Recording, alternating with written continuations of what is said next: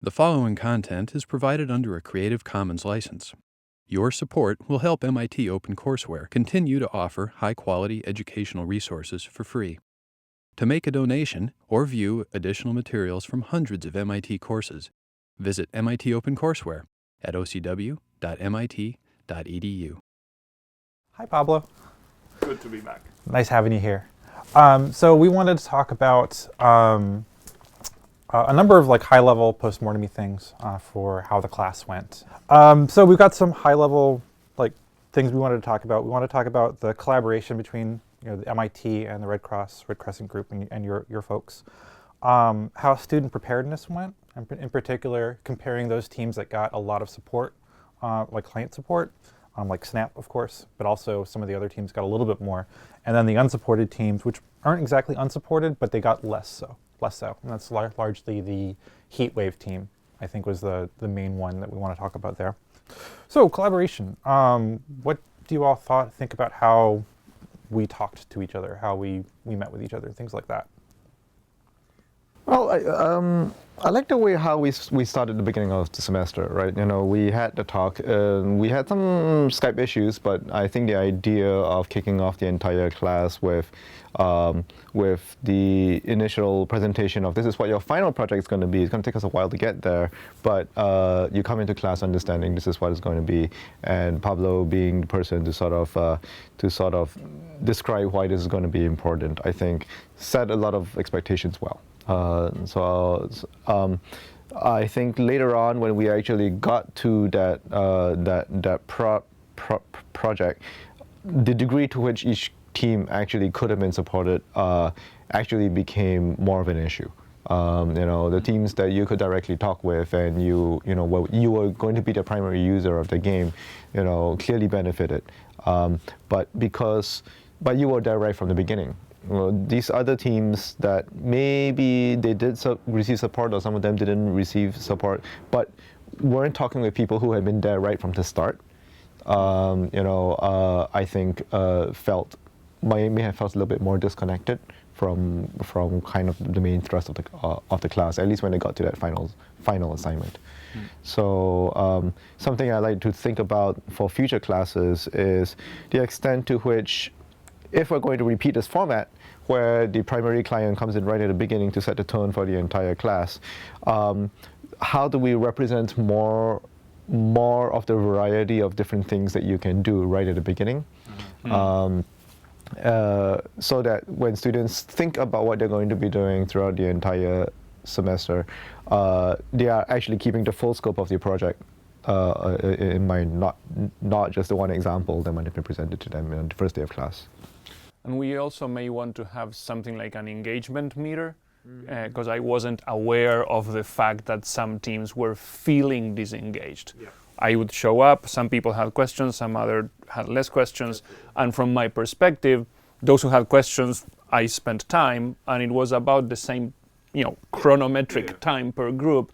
I could see that some were more lost, but I wasn't aware that what was needed was more fire in the belly. So if we could didn't see that either. Right. The students never reported it to us. Yeah, I was going to say that when we asked the students to do their postmortems, they were really clear about how this had been a big motivation and interest had been a big problem for them, but they never mentioned it to us during check-in meetings, when we were doing play testing, when we were working with them. So that's the sort of thing that we need to. One of the things you do is probably then to warn them about that these are hard topics and they can become boring topics very quickly, and they need to step up and let us know when they think they're facing a brick wall. Yeah, I think the clues were there. There were, if we had means and a way to remind ourselves to a checklist or something simple like that, just to say are you engaged? What's your motivation? And again, that's assuming that we even want that to be our job. I think for anything client-based, it has to be probably our job. I think that when we're asking them to work on projects where they have relatively little control over the topic, I think we actually do need to, because I think part of it was I don't think the teams knew how much freedom they had to deviate from the topic they had chosen and the specific. They thought they had chosen this thing and now they were stuck with it, even though one team was like, we chose a topic that just wasn't deep enough. There wasn't enough there. And if they'd come and talk to us, we could have given them the freedom to, well, go change a new topic, or how can we go deeper in it, right? But we were not sufficiently aware. But that's why rapport with someone who knows a lot about the domain can help. And if they don't feel like they have that rapport or someone who they can readily contact to ask even seemingly silly questions, you know, then we're not going to be able to get them to actually ask the important questions, because sometimes they can tell. They can't necessarily tell what looks like flagging motivation on the part of the team, or what just seems like end of semester pressures on the students, right? It's like they don't know, they haven't been working on enough projects to be able to tell the difference, and so we do need to help them through that, I think. By that you mean the students? I mean the students. And one of the things you may want to consider is, we know that both in the real life, in the future, in their future, as well as in future courses, there will be limited ability of those who are experts to interact with the game design team. The game design team, you took the effort, and I thought it was very well balanced, to have some who know programming, some who know narrative, some who know user interface, and so on. They will by default not have expertise on heat waves or cholera or etc., or climate science. They cannot assume that all they need to know, including the appetite for engagement, will be only in the client. MIT is a bubbling powerhouse of engaging stuff, and if they could, as part of what they are told they will have to do in the future and what they have to do in this course, to reach out to engaging people, fellow students, junior faculty, or whoever may give them some time, to just go and say, what is exciting about this, what are the cutting edge areas, what are the institutional challenges, so that they also have to fuel their own appetite. Oh yeah, having an assignment or having part of that final project being like, here's the research component that we expect you to do, but we didn't like put an underline over it. We didn't make it explicit that they needed to do. We did when it was in trouble, like for saving Gora Gora, they were in big trouble. We told them a number. You told them, we told them. I think you'd be surprised with what they came up with, because they actually, I think they took the baton and went with it. They took that. Nice. The other cholera team did not, and they were given the same, almost the exact same feedback. But that's the thing. I think there is a huge social barrier between the undergraduates and the rest of the institute. You know, with the Nobel laureates and even the postdocs here. There's a lot of social pressure keeping students away from that kind of interaction. Right. Yeah, right. All these things do exist here in MIT, but some of it's reinforced by professors themselves, right? Professors who keep the doors closed when you're in the office and things like that. And so I do think some sort of like we have to give them the license, and sometimes that's pointing them to specific people. Oh yeah, giving them resources. Like here's a list. One of these might pan out for you. The others might not, and that's okay. Just do what you can. Kind of prime them for it. It's hard to be a teenager in this space. Yeah. So actually, since we're talking about the student preparedness and that research, like what we saw between what we consider the supported teams versus the unsupported teams, which may or may not be fair. It could be the motivated teams versus the unmotivated teams. Snap in particular, really well supported. They got a lot of. They actually reached out to you all for help with the game. You actually even did testing for them, and that was actually coming from you and Jano, yeah, because you were running workshops. Right. How did those workshops run with? How did you interact with the team? So first of all, I think it's important to distinguish not only what you are calling supported versus unsupported, but also Snap versus everything else. Yeah, because Snap was a game concept that pre-existed the course that needed refinement and digital interface. So from that perspective, it's not surprising that they had something clearly defined that they could run faster, deeper, and the group was a group that engaged and went deep and went fast. The interactions we had with them, also very importantly, we had events that we could use the product. Exactly right. So it was much easier to give feedback saying, when we do this, we expect people that will get bored, why don't we try this other thing? It's milestones, which we give them milestones, but there's no weight behind them. Right. These ones had an actual, if it doesn't work by then, someone's gonna have egg on their face, right? And from that perspective, I mean, we know this, but we can try to do more of giving students more proportion of work that we the client know that we have milestones.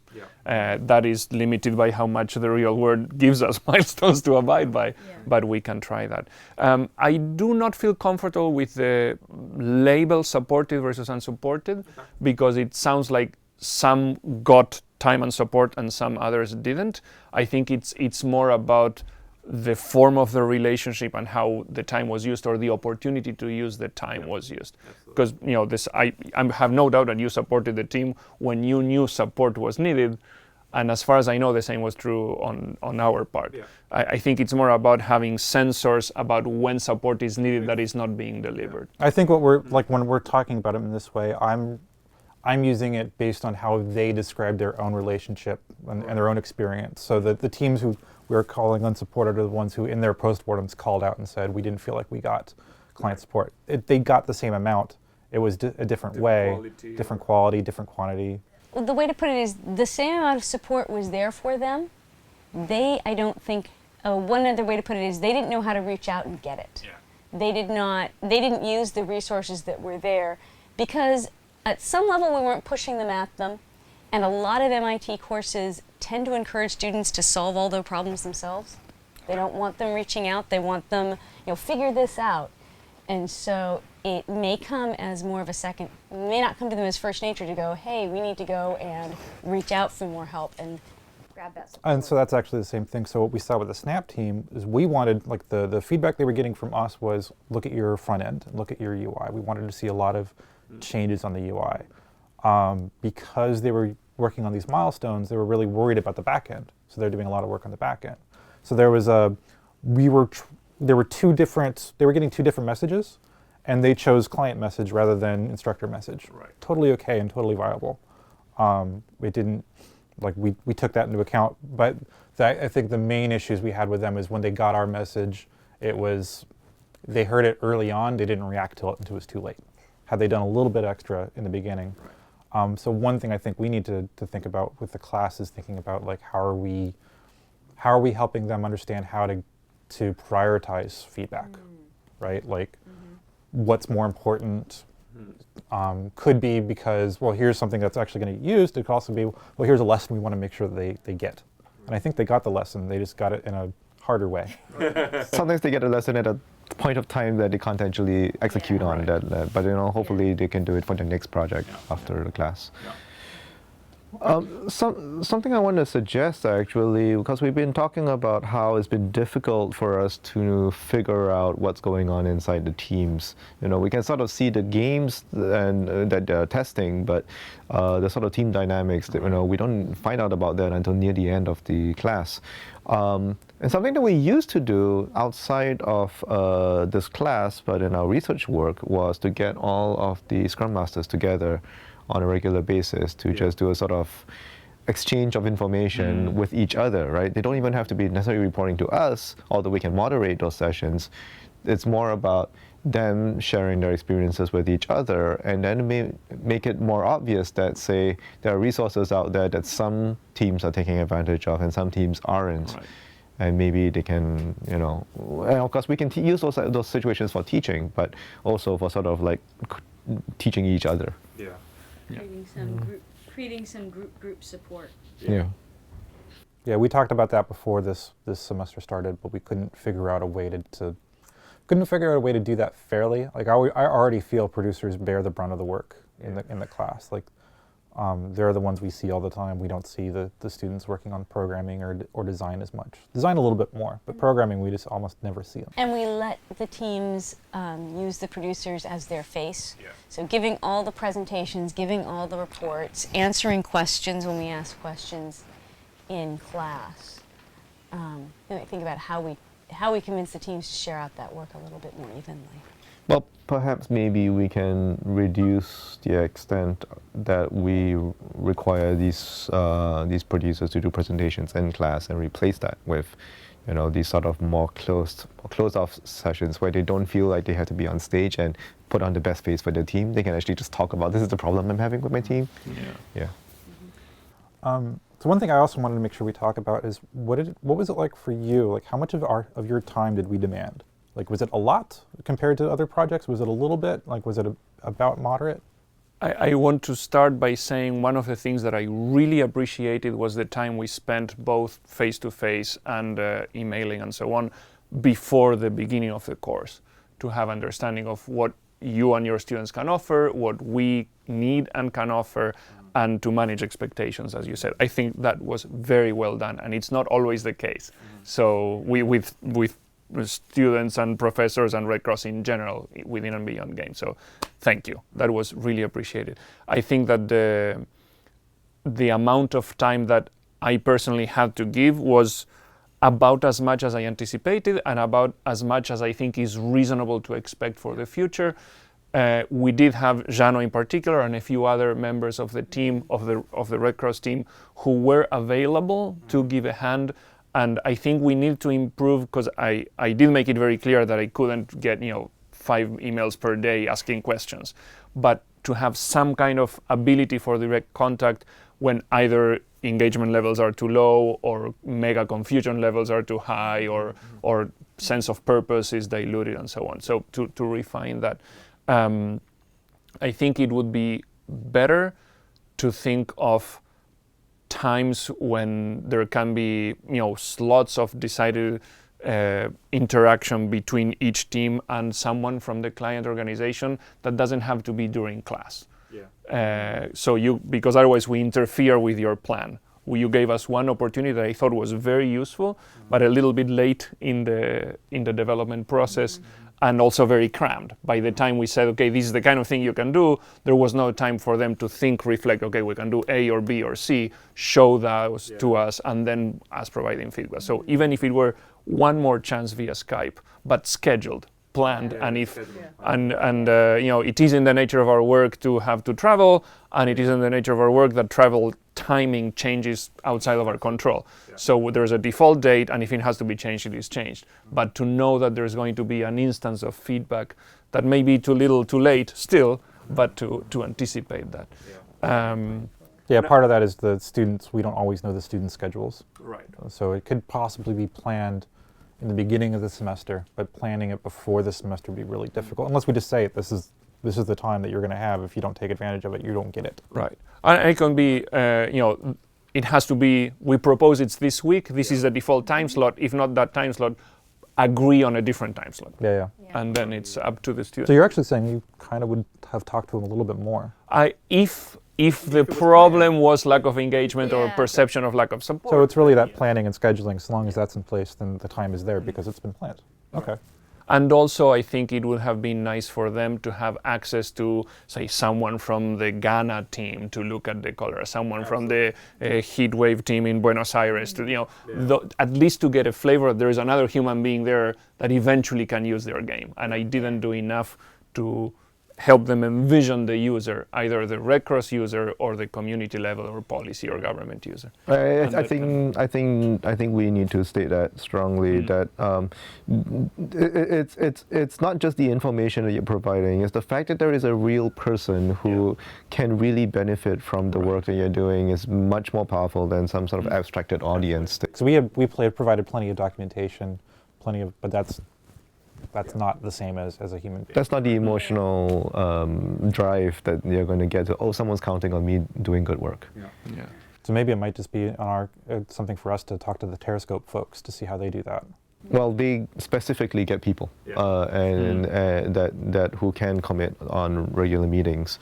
And the idea is, my understanding is that it's for the domain knowledge primarily, but you get that side benefit of here's a real human being who's excited about this problem, or maybe really concerned about this problem, and that can be and that can influence the motivation of a team. Yeah. And also, I don't know to what extent we can keep cramming what students have to do. I know they already have to do way too much, but to look at how that kind of field is currently being communicated in the game universe and outside of that. So PowerPoints or documents, they're across the board generally boring and unsuccessful, even if they have the right content. So for them to get a sense that if someone really needs to create awareness on that topic, and this is the best they have in what exists in the real world, how about trying to give something that makes people want to do more through their game. Yeah. Well, I think saying this is how low the bar is, can we get it slightly better, Right. is less motivating than saying what's the best you can do. But it's also choosing something that's going to get used. Like, why go in a direction that's not going to? Like, they're just like, if this is what those people are thinking about, if you give them something completely not like that at all, they're probably not going to know what to do with it. Right. But I mean, I can imagine things like evaluating current methods of teaching about a certain concept can be part of that research process that we were talking about. You know, Exactly. just understanding the problem. Cool. All right. So I think it's about time to let you go. But thanks so much for coming in. We thank you. Huge gratitude.